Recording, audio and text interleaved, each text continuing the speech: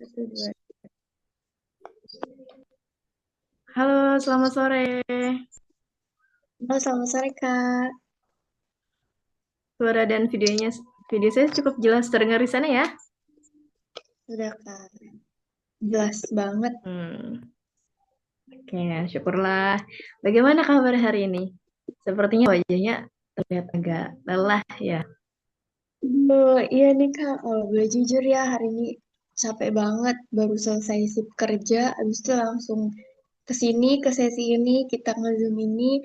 Terus Mm-mm. nanti setelah ini saya harus sudah mulai ngajar lagi. Duh, banyak banget kegiatannya ya. Jadi Ngajar capek. apa ya, Kak? Habis ini Iya, ngajar apa saya nih? kebetulan ngajar ngaji di Mm-mm. lingkungan sini. Oh iya ya. Wah, jadwalnya berarti sangat padat ya, kayak saya sangat menghargai waktu kakak ini mau menyempatkan sesi kita nih di tengah kesibukan kakak. Oh iya, sebelumnya saya ingin bertanya dulu nih. Kakak udah pernah belum mengikuti sesi konseling seperti ini? Belum sih, Kak. Baru pertama kali ini saya ngikutin konselingnya. Oke, oke, oke. Karena ini yang pertama nih bagi kakak, jadi saya akan menjelaskan sedikit ya, biar kamu ngerasa lebih nyaman. Nah, kita Oke. perkenalan dulu ya, ternyata kita belum perkenalan. Jadi, perkenalkan saya, Syifa Rahmaisna ini, kamu bisa panggil saya Kakak Syifa. Saya di sini sebagai konselor kamu, dan kamu nanti sebagai kliennya.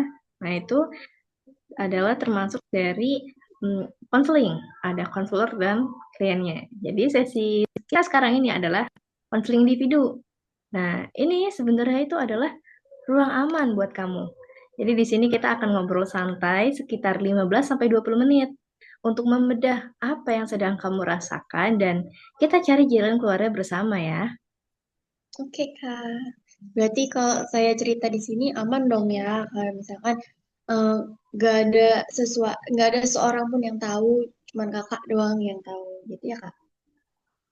Ya, ya, betul sekali. Jadi kamu di sini tuh saya mengharapkan kamu di sini terbuka dan juga secara sukarela, nggak kamu tutup-tutupi.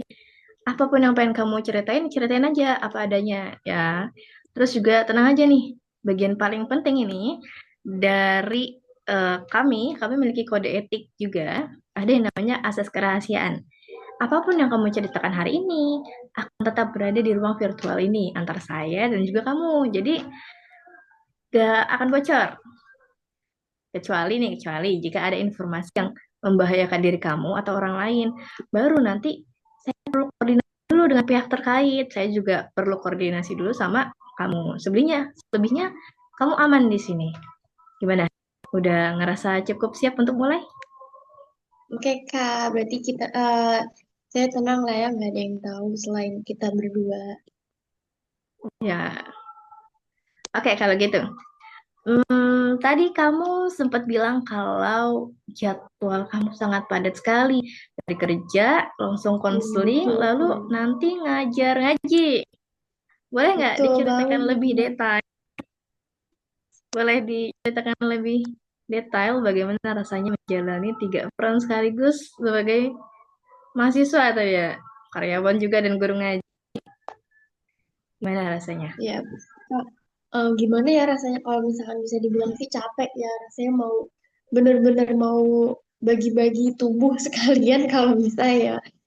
Soalnya saya ngerasa Mm-mm. kewalahan. Di satu sisi saya juga harus kerja, satu sisi juga harus kuliah, di satu sisi juga harus ngajar, ngaji.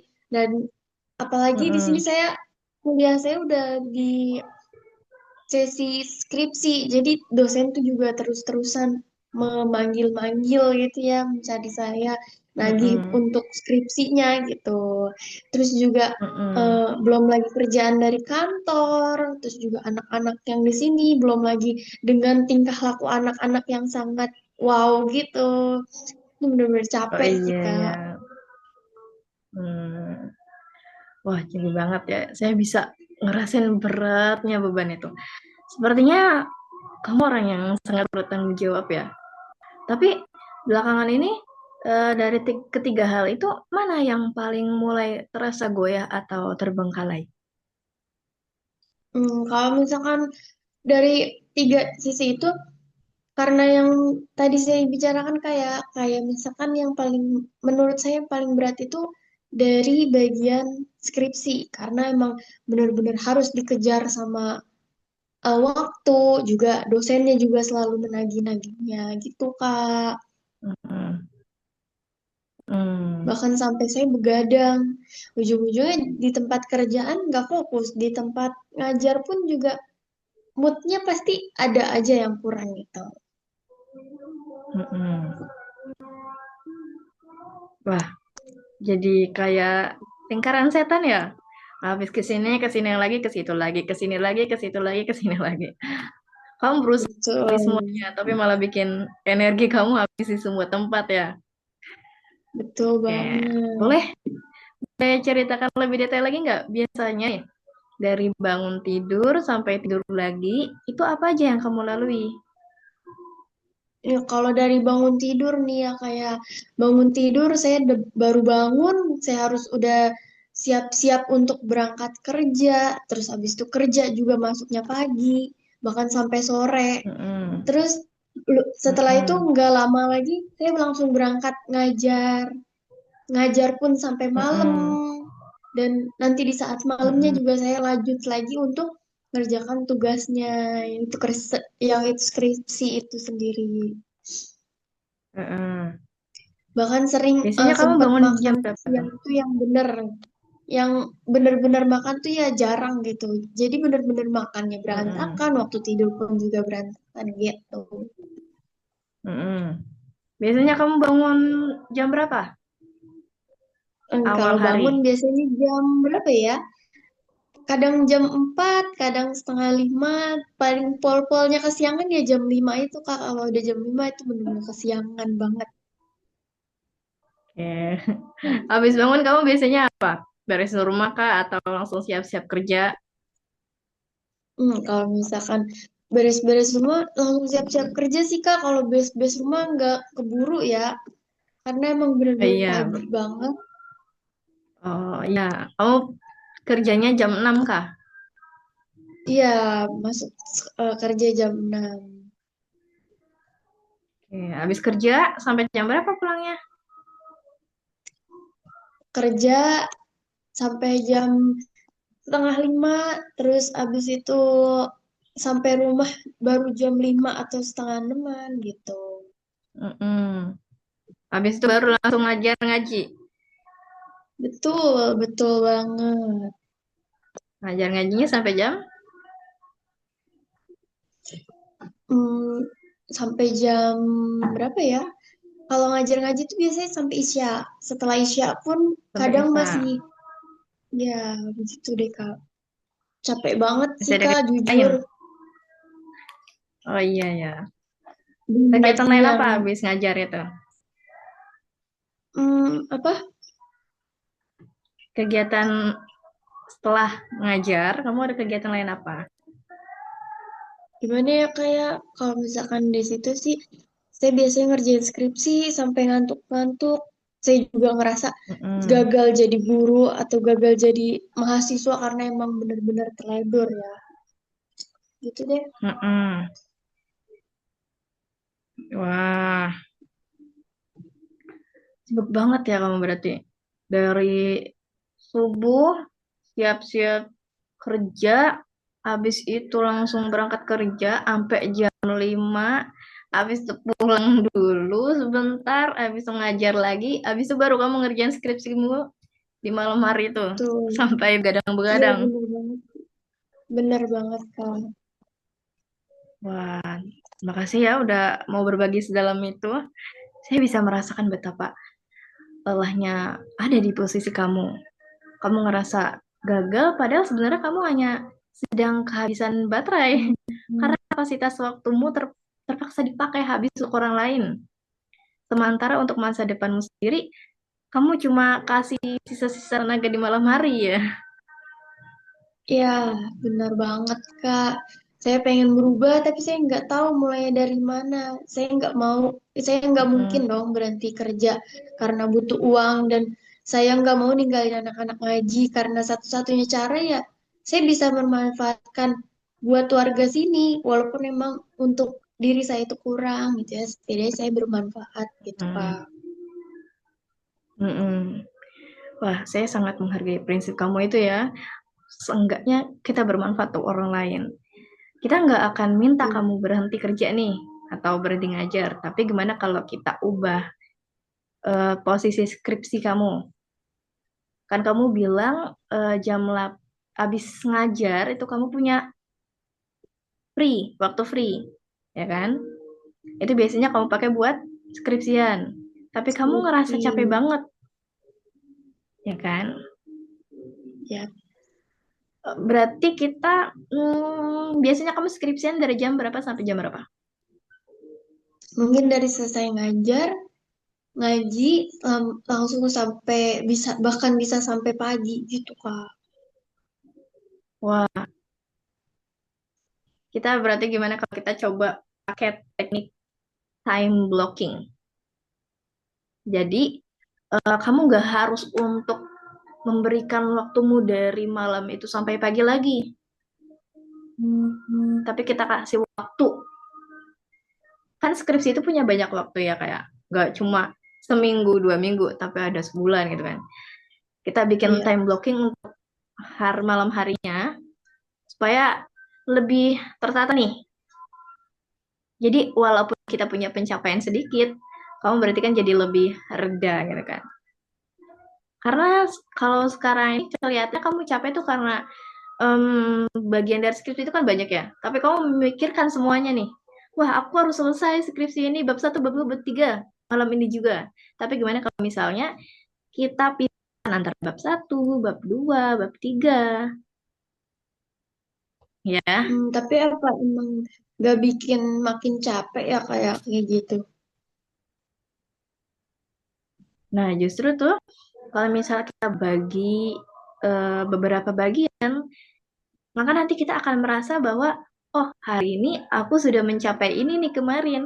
Hari ini berarti aku udah bisa nih. Misalnya bab satu itu kan ada beberapa bagian, ada latar belakang, ada ini, ada itu.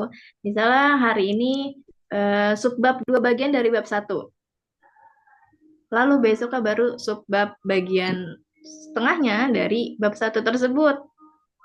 Ketika kamu memiliki to-do list untuk pencapaian kamu, kamu akan merasa, alhamdulillah, aku udah selesai nih yang bagian sini. Sekarang berarti hari ini yang bagian ini. Jadi pikiran kamu nggak terlalu bercabang. Ini habis itu ini lagi, ini lagi, kayak gitu. Jadi berarti kita Oke. bikin time blocking dan juga bikin to-do list. Hmm, Masuk akal sih Mana? Kak. Berarti kalau misalkan kayak gitu, eh, ada waktu benar-benar istirahat totalnya ya. Hmm. Jadi nanti kita bikin to-do list ya. Kamu bikin to-do list dari skripsi kamu itu kan banyak bagiannya ya. Kamu bagi-bagi dulu. Misalnya bab satu itu kamu bagi jadi 2, dibuat jadwal. Bab satu kamu bagi jadi 2. Jadi hari ini misalnya kamu pengen menyelesaikan ini dan ini. Jangan banyak-banyak dulu, kita dikit-dikit dulu. Biar kita rapihkan dulu nih, kita tata dulu.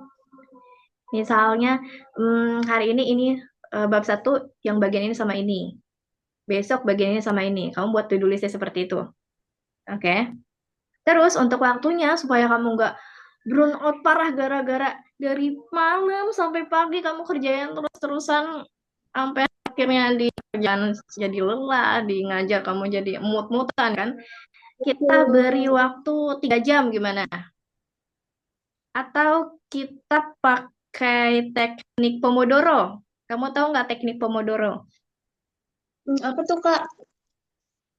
Nah, teknik Pomodoro itu nanti kita melakukan kegiatan selama skripsi kamu 30 menit awal kamu kerjain, tapi nanti 15 menit misalnya atau 10 menit atau 5 menit kamu berikan jeda. 30 menit kamu Hmm, kerjain misalnya bab satu, ya kan? Udah 30 menit kamu timerin. Udah 30 menit. Oh, sekarang aku waktunya istirahat. Jadi jangan dilanjutin. Istirahat dulu selama 5 menit. Jalan-jalan kemana. Tapi jangan scroll HP.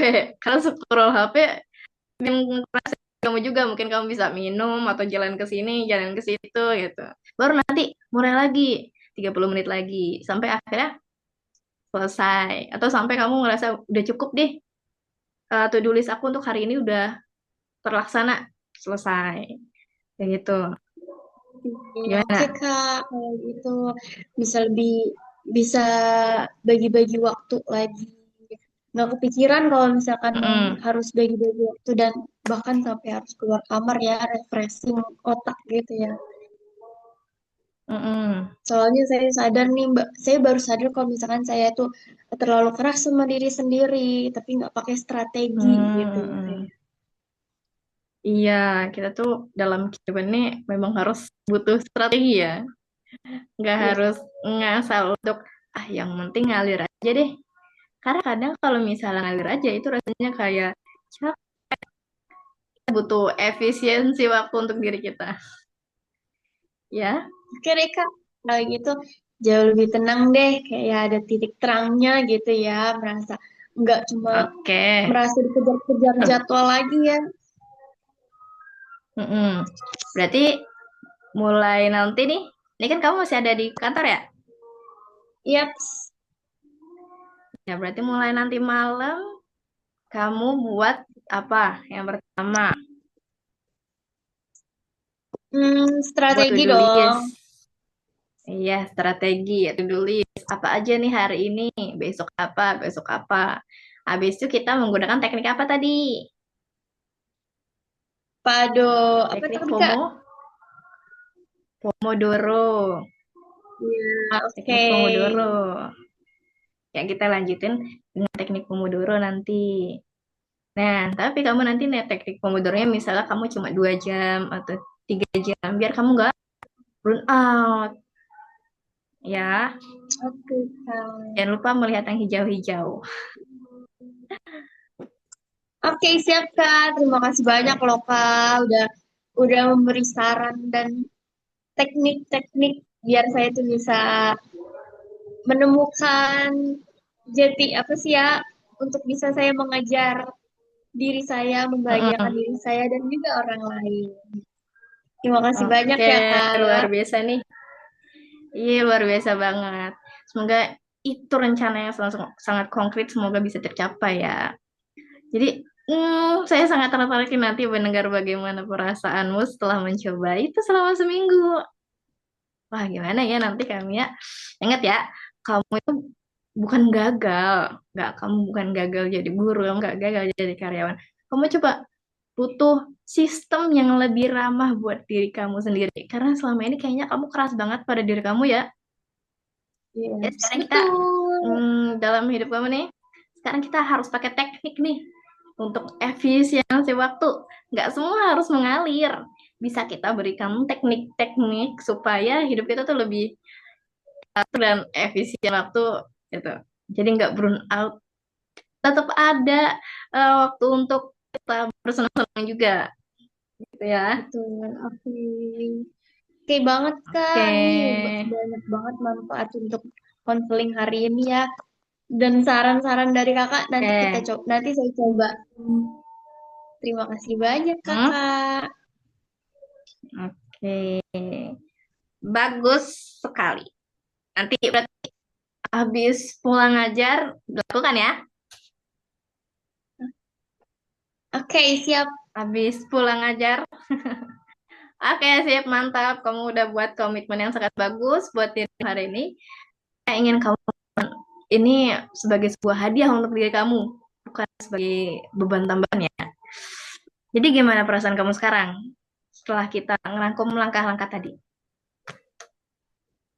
Menurut saya lebih tenang ya kayak udah menceritakan segala keluh kesah saya. Mm-mm. Kayak tadi ada titik terangnya, saya harus gimana-gimananya, Mm-mm. nggak cuma yang dikejar-kejar jadwal lagi, nggak cuma yang memikirkan eh, skripsi tanpa tanpa apa ya, Mm-mm. tanpa ada jalan keluarnya gitu Kak. Oke, syukurlah. Alhamdulillah. Saya sangat menghargai kejujuran dan semangatmu hari ini. Kita cukupkan sesi konseling kita ya hari ini ya. Oke, baik Kak. Saya tunggu ya. Saya tunggu cerita kemajuan kamu minggu depan. Pertemuan minggu depan saya pengen banget nih Oke. dengar cerita kamu gimana rasanya nih. Tetap semangat, jaga Iya, kesehatan dan Kak. selamat beraktivitas kembali. Oke, baik Kak. Terima kasih banyak ya. Sampai ketemu minggu depan ya Kak. Tunggu cerita aku. Bye-bye. Oke, sama-sama. Mari kita tutup sesinya. Selamat sore. Assalamualaikum. Waalaikumsalam.